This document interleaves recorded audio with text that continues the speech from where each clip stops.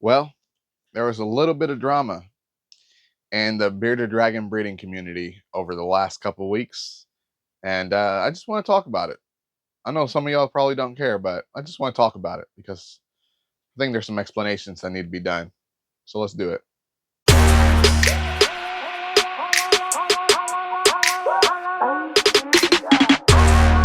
What's up, YouTube? So yes, there was some drama.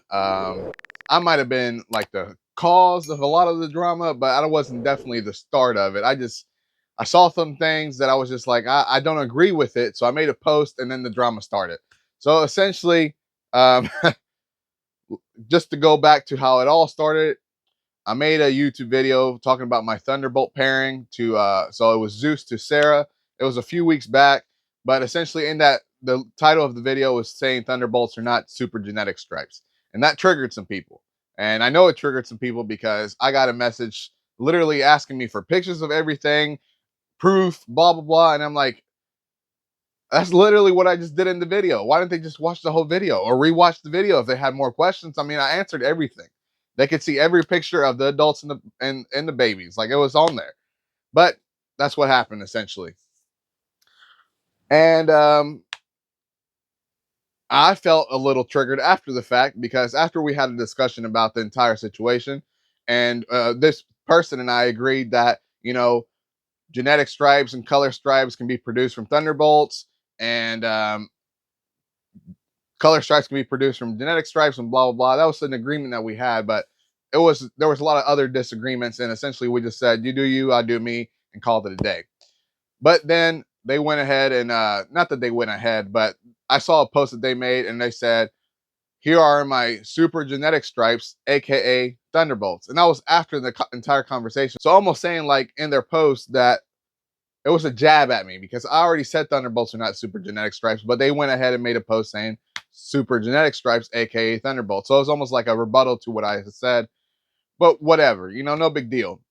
So I made a post saying, look, this is the situation. We all need to get on the same page because, in fact, I did a pairing and Thunderbolts did not produce all genetic stripes. Like that was the intent. That was what everybody thought.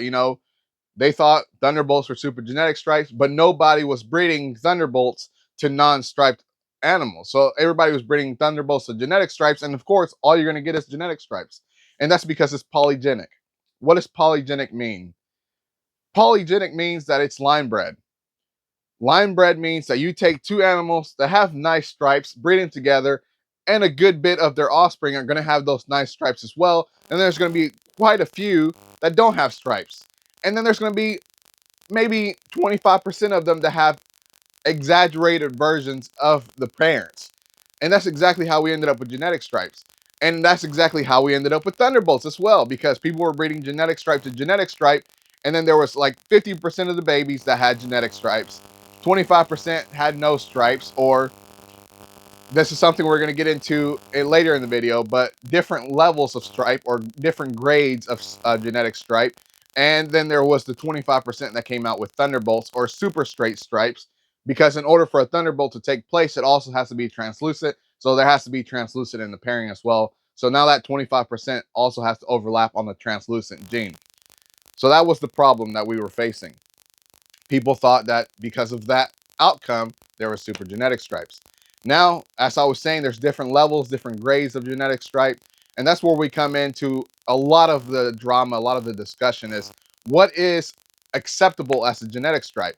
Because if I can breed a thunderbolt, which is what people are calling super genetic stripe, which is incorrect, if I can breed that to a non-striped animal and I get genetic stripes, and I get non-genetic stripes, because people are saying, oh, those aren't genetic stripes. And I'm telling them, I know these aren't genetic stripes. I'm not the one saying they are genetic stripes. I'm telling you that they came from a thunderbolt pairing and they produced offspring that were not genetic stripes. Oh, well, you can't say those are genetic stripes. I'm like, what the heck did I just say? I'm not claiming that they are genetic stripes.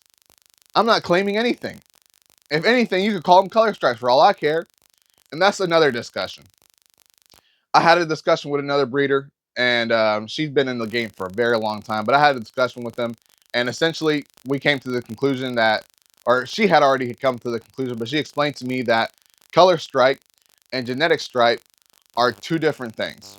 they can exist on the same animal, which most of the time they do exist on the same animal, because one animal that is a color stripe can produce genetic stripe if they come from a lineage of genetic stripes, and vice versa. A genetic stripe lineage can produce color stripes because they can exist on the same animal because it's polygenic, it's line bred.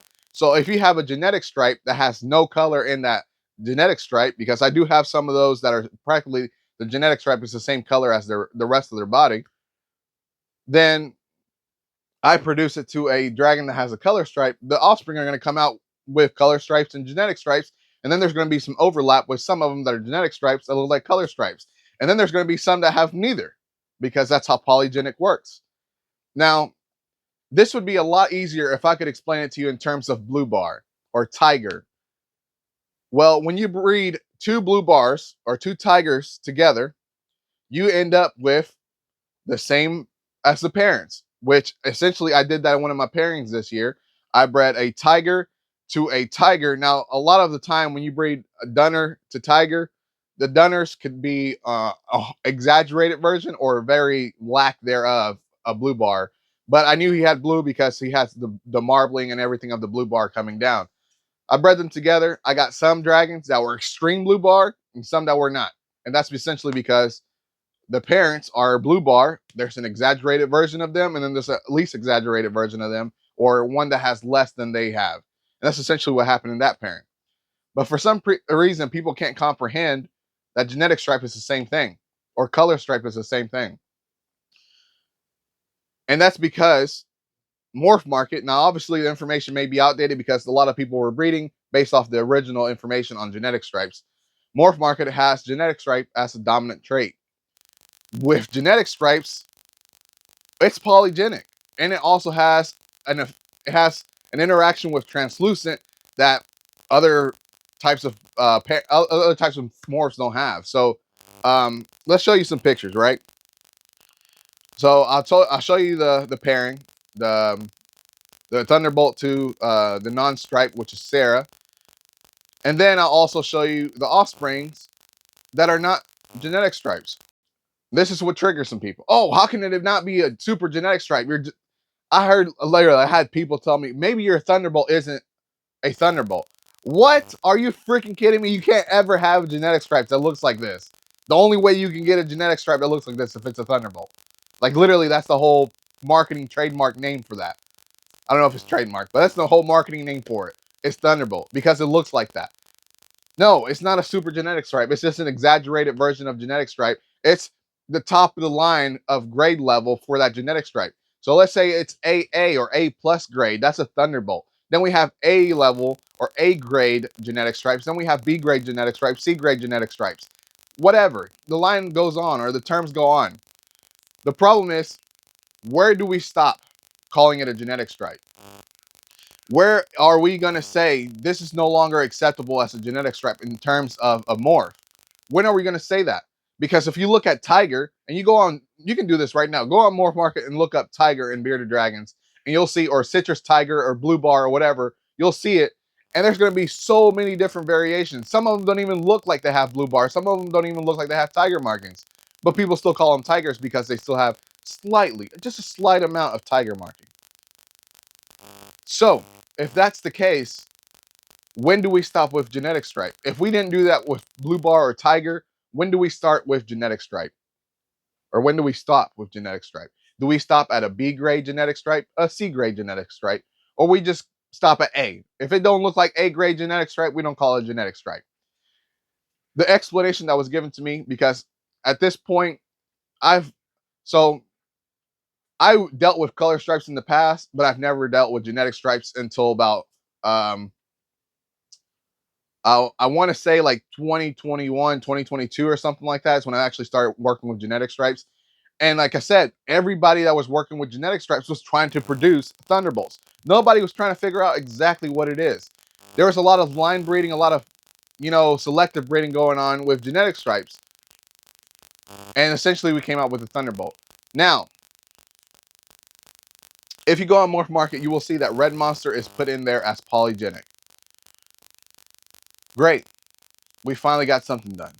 Polygenic just means it's line bred. Red Monster's line bred. That look that you're going for, that's line bred. That's why not every baby from a 50% red monster to a 50% red monster produce animals that look like red monsters, because there's going to be a chance that they don't. And then people are going to keep back the ones that look like red monsters, breed them, because they're still 50%, or they're still 25%, right? No, they're still 50%, I think. I don't know exactly how that. Yeah, it's still 50%. So they're going to be, that's just how you do outcrossing. Okay, so that's what people are doing. Here's the problem. There was a post. I'm not going to share any names or anything like that because it's not relevant. But there was a post on one of the Morph Market groups saying, "What do you accept as a genetic stripe?" And on that post, the person that had told me everything that I kind of knew, but just wanted reassurance because they've been around for so long. What they told me, they kind of re-explained it in that post. That I didn't create that post. That post wasn't from me. It was from somebody else, another person that I had a discussion with, and apparently I was rude and disrespectful, which I don't know how, because typically when people have discussions, it's straight to the point, not laughing around, blah, blah, blah. If you're having a research type discussion, if you're having a discussion around genetics or something like that, you're not going to be joking around. This is something that we're trying to figure out together. But somehow I was rude and disrespectful because I was being blunt to the fact that I had already proven the fact of Thunderbolts not being genetic stripes, and we had already, you know what? Let's just not keep going and talking about that. But they had already made that post, and this person went and commented on the post saying exactly what they explained to me. It's polygenic, it's lime bred. They pops up all over the place, even when the parents don't look like genetic stripes, because it's lime bred. And I had practically, after like 8, maybe 5 or 6 comments back and forth with them and that person, I had commented saying, "Hey, I'm glad that person could, explain it better than me." And here came the rude comments again. "Oh, you were being disrespectful to me, blah, blah, blah." I'm like, what the heck did I say now? So, whatever. Now, that's a good question. Where do we stop calling it a genetic stripe?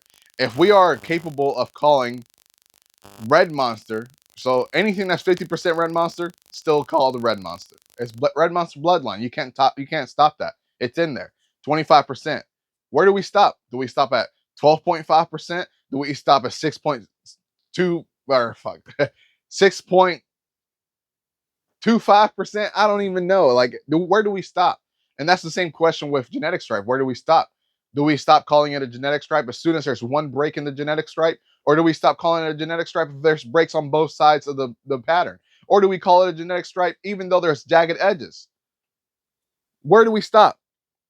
So this is the way I'm looking at the grade levels. AA, Thunderbolt, perfect. A, straight. I'll show you a picture of one that I'm holding back. And I didn't know I was holding him back, but I'm holding him back now. But I'll show you a picture of him. Then there's B, and I'll show you a picture of that one. I produced that one too from a genetic stripe pairing. And I would say C is the one that looks like there's striping coming down from the neck and there's striping on the tail, but in the middle, it's just broken up. I think that one is C.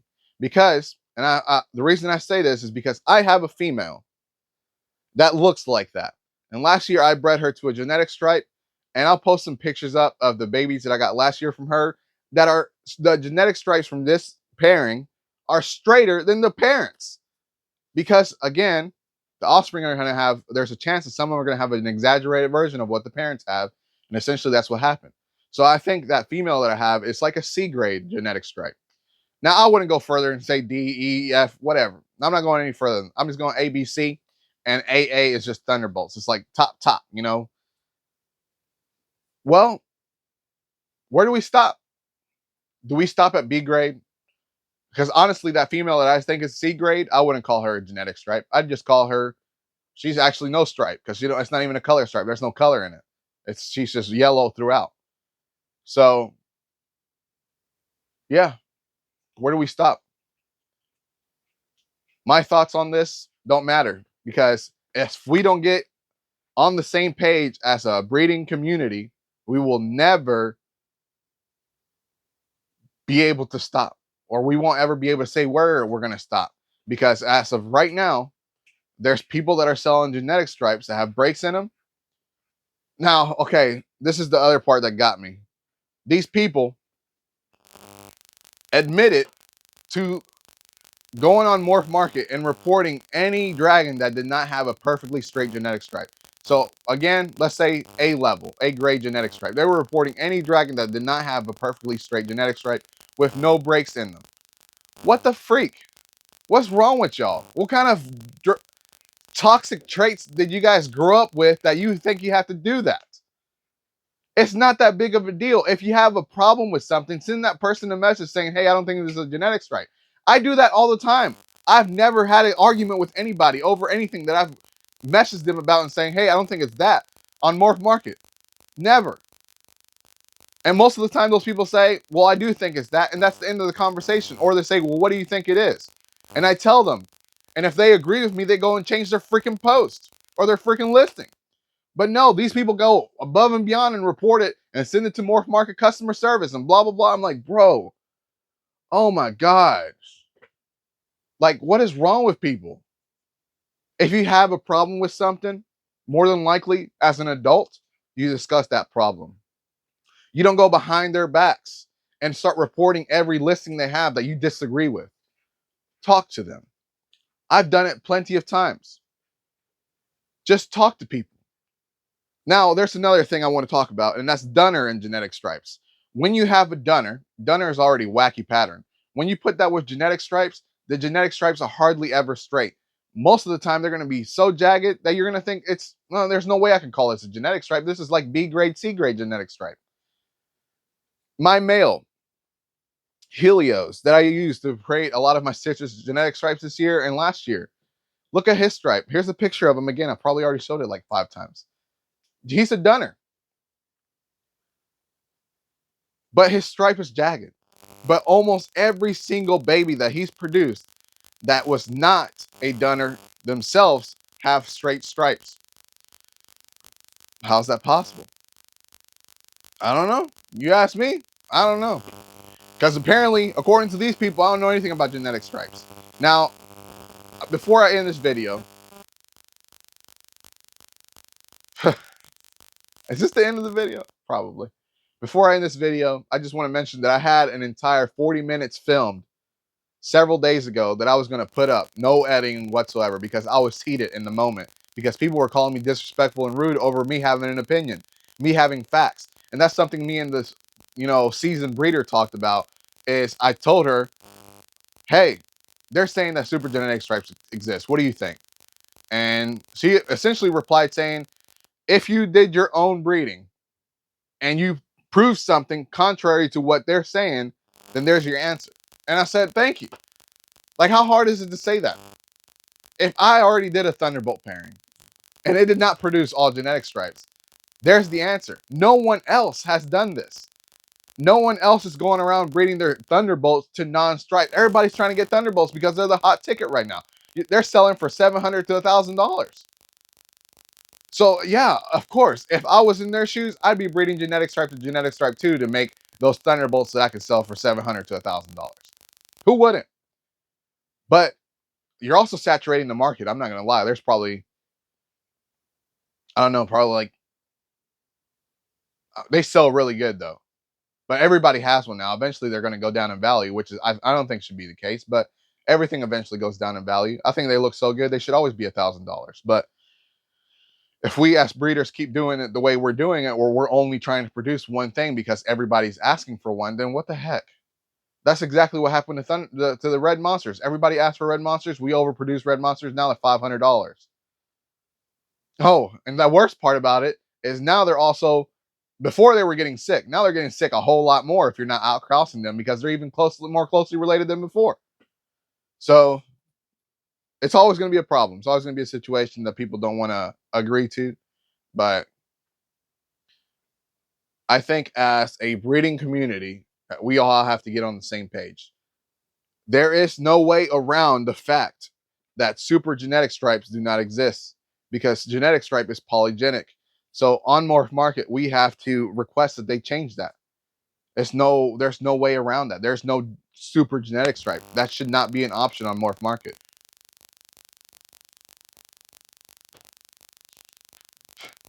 The color stripe is the same thing, by the way. I know how to mention color stripe, but essentially color stripe is just on the same spectrum.